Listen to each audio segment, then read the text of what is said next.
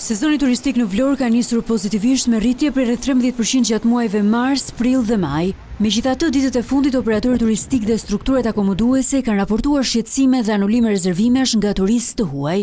Sipas kryetarit të operatorëve turistik të Jugut, Vasil Bedinaj, turistët kanë shprehur pasiguri për shkak të zhvillimeve të fundit, duke ngritur pikpyetje për sigurinë e destinacionit. Kam marrë telefonata nga bashkëpunëtorët e mi këtu në Vlorë, pyetje, anullime nga turistët cilët kanë pronontuar për të ardhur në Shqipëri, kanë merakun se mos ngelen në Shqipëri, kanë ndodhur në lindjen e mesme, kanë merakun se ndodhet edhe këtu, pra duhet jemi shumë të kujdesshëm sepse nga viti në vit kemi përmirësuar imazhin tonë, i cili nuk ka qenë, për fatin tonë të keq, nuk ka qenë i mirë, por kemi arritur ta çojmë diku dhe këtu kemi arritur, na ka kap frika mos ta prekim apo mos ta çojmë pra atje ku kemi qenë.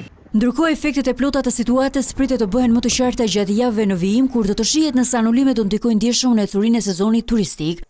Me vështirësi po përballet edhe sezoni turistik në Durrës, ndërsa operatorët e turizmit shprehen të shqetësuar për ecurinë e rezervimeve. Ata thonë se situata e krijuar në vend po ndikon negativisht te turistët e huaj dhe partnerët ndërkombëtar. Edhe pse ne u kemi bërë prezent që protesta nuk ndikon fare në sigurinë e plazheve të Bregdetit shqiptar, përsëri ata janë skeptik dhe vetëm 2 javë e para nga dy tur operatorë shumë të rëndësishëm kemi një reduktim nga këto kompani gati 40% të rezervimeve që kanë bërë për këtë sezon. Kanë një mosbesim se si do shkojë situata.